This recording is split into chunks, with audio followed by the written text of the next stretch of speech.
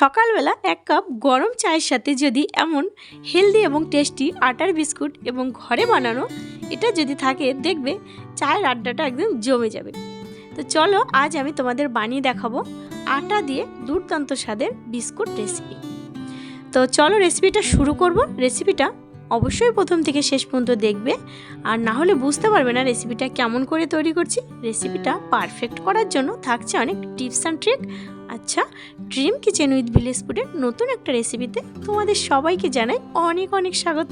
আমার আজকের রেসিপি আটার বিস্কুট। বন্ধুরা, ভিডিওটা ভালো লাগলে লাইক করবে, কমেন্ট করে জানাবে কেমন হয়েছে। আমার ছোট্ট পরিবারের নতুন বন্ধু হলে চ্যানেলটি সাবস্ক্রাইব করে নিয়ে পাশে থাকা বেল আইকনটা অন করে পাশে থেকো, তাহলে নতুন নতুন রান্নার ভিডিও সবার আগে তোমার কাছে পৌঁছে যাবে। বিস্কুটটা তৈরি করার জন্য প্রথমে লাগছে আমার আটা। এখানে বন্ধুরা আমি 4 কাপ আটা নিয়েছি, দিয়ে দিলাম স্বাদ অনুযায়ী লবণ, দিয়েছি 1 কাপ চিনি, আর এখানে দিলাম কিছুটা নারকেল কোড়া। এবার দিচ্ছি 3 থেকে 4 চামচ ঘি। এখন দিয়ে দিলাম কয়েকটা তিল, এটা তোমরা নাও দিতে পারো। আর দেখো দিয়ে দিলাম 3 থেকে 4 চামচ সাদা তেল।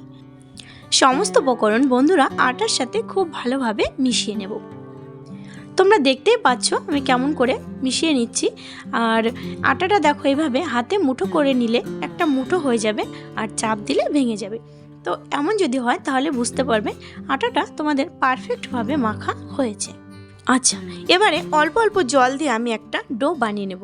বন্ধুরা, ডোটা কিন্তু খুব শক্ত করে বানাতে হবে। তোমরা ভিডিওটা দেখতে থাকো, তাহলেই বুঝতে পারবে যে আমি ডোটাকে কতটা শক্ত করে বানাচ্ছি। এর মধ্যে বন্ধুরা আমার পারফেক্ট ডো কিন্তু তৈরি হয়ে গেছে। তো ডোটাকে আমি 3 ভাগে ভাগ করে নেব। 3 ভাগে ভাগ করে নিয়ে দেখো একটা টুকরো আমি বেলার জন্য নিয়ে নেব। একটা টুকরো নিয়ে নিলাম। এবার সামান্য শুকনো আটা দিয়ে ডোটাকে আমি বেলে নেব। ডোটাকে কিন্তু মোটা করে বেলতে হবে। তো রুটি পরোটা যেমন হয় তার থেকে কিন্তু অনেক মোটা করেই বেলতে হবে। তোমরা দেখলেই বুঝতে পারবে যে আমি কতটা মোটা করে ডোটাকে বেলছি।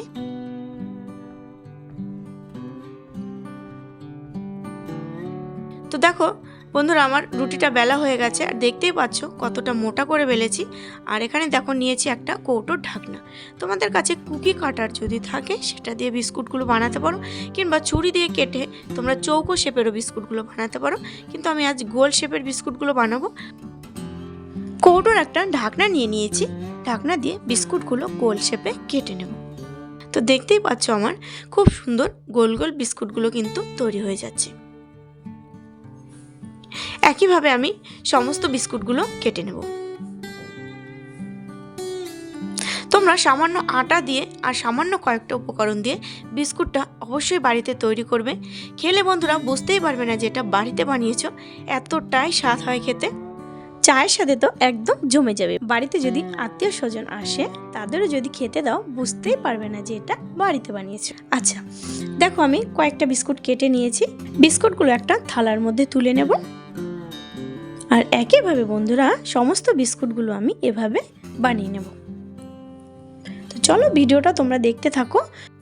ভিডিওটা টেনে টেনে দেখো না, তাহলে কিন্তু বুঝতে পারবে না বিস্কুটটা কেমন করে তৈরি করছি। দেখো একইভাবে সমস্ত বিস্কুটগুলো আমার কিন্তু তৈরি হয়ে গেছে, আর বেশ অনেকগুলোই বিস্কুট কিন্তু আমার হয়েছে। আচ্ছা, এই বিস্কুটটা ভাজার জন্য আমি কড়াইতে তেল বসিয়ে দিয়েছি। তবে কড়ার মধ্যে আমার কিছুটা তেল ছিল, তার মধ্যেই আমি আবার তেল দিয়েছি। তো তেলটাকে বন্ধুরা খুব হালকা গরম করে কিন্তু বিস্কুটটা ভাজতে হবে। খুব বেশি যদি গরম করে নাও তাহলে কি হবে, বিস্কুটের উপরটা ভাজা হয়ে যাবে, ভেতরটা কিন্তু কাঁচাই থেকে যাবে। তাহলে কিন্তু আর বিস্কুটগুলো ভালোও লাগবে না খেতে, আর অনেক দিন পর্যন্ত কিন্তু ঘরে স্টোর করে রাখতেও পারবে না। যার জন্য আমি তেলটাকে একদম হালকা গরম অবস্থায় বিস্কুটটা তেলের মধ্যে দিয়ে দিয়েছি, আর একদম লো আঁচে বিস্কুটটাকে একটু সময় নিয়ে ভাজতে হবে। তো দেখো প্রথম ব্যাচ বিস্কুট আমার ভাজা হয়ে গেছে, আর বিস্কুটগুলো কতটা সুন্দর হয়েছে দেখতে। তো প্রথম অবস্থায় একটু নরম থাকবে, বিস্কুটগুলো যখন নামাবে তারপর যখন ঠান্ডা হয়ে যাবে একদম শক্ত আর কড়কড়া হয়ে যাবে। তো একইভাবে আমি সমস্ত বিস্কুট ভেজে নেব। তো দ্বিতীয় ব্যাচের বিস্কুট আমি কড়াইয়ের মধ্যে দিয়ে দিচ্ছি। তবে তেলটাকে কিন্তু আবার একটু ঠান্ডা করে নিয়ে তারপর বিস্কুটগুলো তেলের মধ্যে দিতে হবে। এটা কিন্তু তোমরা অবশ্যই খেয়াল রাখবে।